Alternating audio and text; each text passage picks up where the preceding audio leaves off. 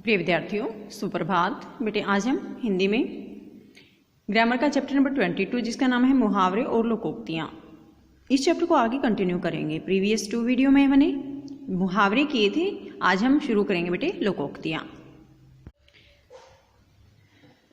आज है बेटे लोकोक्तियाँ। पहला पार्ट देखो इसका, पहली लोकोक्ति देखिए। अकेला चना भाड़ नहीं फोड़ सकता।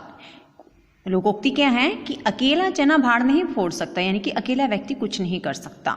यानी समाज की बुराइयों से लड़ने के लिए हम सबको एक होकर आगे बढ़ना होगा। तुमने तो सुना ही होगा कि अकेला चना भाड़ नहीं फोड़ सकता।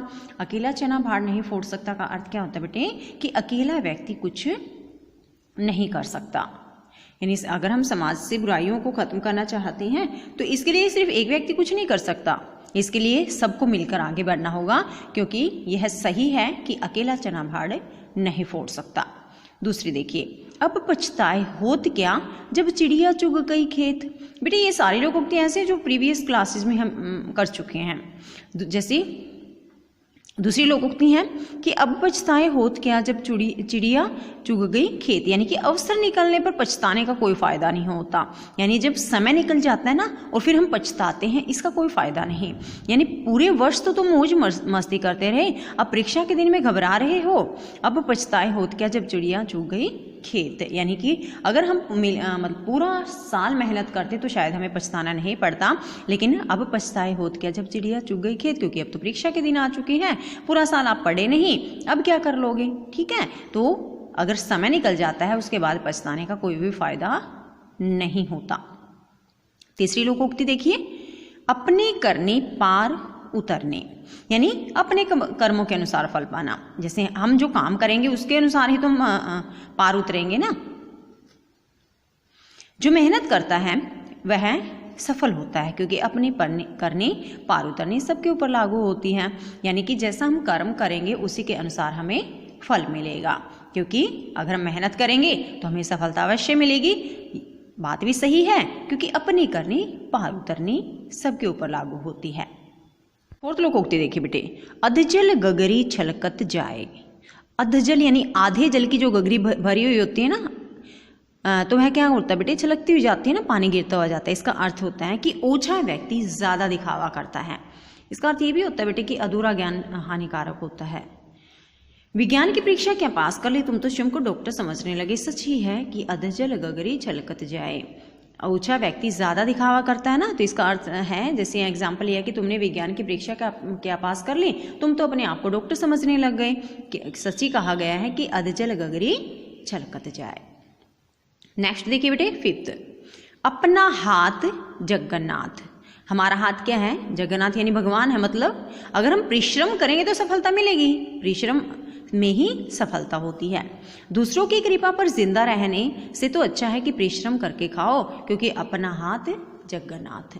यहाँ कहा गया है कि परिश्रम करने से ही हम सफल होंगे। दूसरों की कृपा पर जिंदा रहने से अच्छा तो है कि हम खुद मेहनत करें और उसके बाद फल प्राप्त करें, क्योंकि अपना हाथ जगन्नाथ होता है, यानी परिश्रम में ही सफलता होती है। 6 देखिए बेटे, एक अनार 100 बीमार। अनार एक है, यानी वस्तु कम है, 100 बीमार है और चाहने वाले ज्यादा है। वस्तु कम, चाहने वाले अधिक। देश में बेरोजगारी इस कदर बढ़ गई है कि एक पद के लिए हजारों आवेदन पत्र आ जाते हैं। राइट भी है बेटे, कहीं 10 वैकेंसी हैं तो लाखों आवेदन पत्र आते हैं उस वैकेंसी पर। यानी कि सच कहा गया है कि एक अनार और 100 बीमार। इसका अर्थ है वस्तु कम, चाहने वाले ज्यादा। 7 देखो, एक तो करेला दूजे नीम चढ़ा।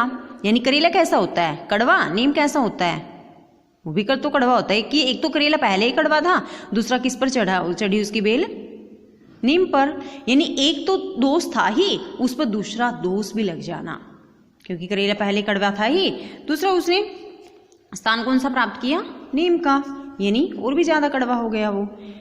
वहां केशव तुम अच्छे, तुम क्रोधी तो थे ही, अब लड़ने झगड़ने भी लगे हो। इसे ही कहते हैं कि एक करेला दूजे नीम चढ़ा। यानी कि पहले तो दोस्त था ही, उससे ज्यादा भी दोस्त प्राप्त कर लिए, क्योंकि गुस्सा तो रहता ही था, अब क्या करने लग गया है, लड़ाई झगड़ा भी। नेक्स्ट है, आसमान से गिरा खजूर में अटका, एक मुसीबत से छूटकर दूसरे में फंस जाना। आसमान से गिरा, ठीक है, कहाँ अटक गया? खजूर में अटक गया। खजूर का पेड़ में भी आपने देखा होगा बेटे, उस पर चढ़ना, उससे उतरना काफ़ी डिफिकल्ट होता है। यानी कि एक मुसीबत से छूटकर दूसरे में फंस जाना। जगदीश की जेब बस में कटने से बची तो रास्ते में उसे डाकुओं ने घेर लिया। इसे कहते हैं आसमान से गिरा खजूर में अटका। मतलब जेब बस में कटने से तो बच गई, लेकिन रास्ते में क्या किया, क्या हुआ उसके साथ? डाकुओं ने उसे घेर लिया। यानी कि एक जगह से बचा, दूसरी में आकर फंस गया। 9th देखिए, एक पंथ दो काज, एक ही काम से दो लाभ। यानी एक पंथ दो काज, रास्ता एक है और उस पर हम दो काम कराते हैं, यानी कि एक ही काम से दोहरे लाभ होना। मैं तो हिंदी की पुस्तक लेने बाजार गई थी, रास्ते में सहेली से भी मुलाकात कर ली। पुस्तक लेने गई, एक काम बन गया, दूसरा क्या हुआ, रास्ते में सहेली से भी मुलाकात होगी। इसलिए कहा गया है कि एक पंथ दो काज। इसे कहते हैं एक पंथ से दो काज करना। 10th देखिए बेटे, कोयले की दलाली में मुंह काला। यानी कि कोयला कैसा होता है? काला ना। अगर हम कोयले से कुछ भी काम करें तो हमारा हाथ है, मतलब जहाँ भी हम उसको टच करेंगे वो हिस्सा भी तो काला हो जाएगा। यानी कि बुरे के साथ रहने पर बुराई ही मिलती है। अगर हम किसी बुरे व्यक्ति के साथ रहेंगे तो हमें भी बुराई मिलेगी, चाहे हम अच्छे काम क्यों ना करते चले। संदीप का साथ छोड़ दो, उसका स्वभाव अच्छा नहीं। एक दिन उसके साथ साथ तुम्हारे ऊपर भी उसका असर हो जाएगा। जानते नहीं कि कोयले की दलाली में मुंह काला होता है। यानी कि अगर हम बुरे बच्चे की संगति करेंगे तो चाहे हम अच्छे ही क्यों ना रहें, लेकिन संगति करने मात्र से ही सभी ये समझेंगे कि हम इसी के जैसे हैं। इसलिए कहा गया है कि कोयले की दलाली में मुंह काला। 11th देखिए, कंगाली में आटा गीला। यानी कंगाली में आटा गीला, यानी कि कंगाल थे, पहले कुछ नहीं था, उसमें जो आटा था वह भी गीला हो गया। यानी कि मुसीबत में और मुसीबत आना। कंगाली में आटा गीला का अर्थ क्या होता है? मुसीबत में और मुसीबत आना। यानी पिताजी की बीमारी से सारा घर परेशान था, ऊपर से चोरी हो गई। इसे कहते हैं कंगाली में आटा गीला होना। पहले मुसीबत क्या थी? पिताजी की बीमारी, दूसरा घर में चोरी भी हो गई। इसी वजह से कहा गया कि कंगाली में आटा गीला होता ही है। 12th देखिए बेटे, ऊंची दुकान फीका पकवान। यानी कि प्रसिद्धि के अनुरूप न होना। दुकान ऊंची है, दिखने में काफ़ी सुंदर है, अच्छी दिख रही है, लेकिन फीका पकवान, लेकिन वहाँ जाकर अगर कुछ खाएं ना तो वह पकवान फीका लगता है। यानी कि प्रसिद्धि के अनुसार न होना। अनुरूप यानी कि अनुसार, प्रसिद्धि के अनुसार न होना। चित्रा अपनी सखियों की प्रशंसा करते नहीं थकती थी, पर जब मैं उनसे मिली तो सारी असलियत मेरे सामने आ गई। यानी चित्रा अपनी सखियों की प्रशंसा बहुत ज़्यादा किया करती थी, लेकिन जब मैं उनसे मिली, इनसे चित्रा की सखियों से, मैंने देखा कि वो कैसी थी। इसे कहते हैं ऊंची दुकान और फीका पकवान। तो बेटे इसमें 25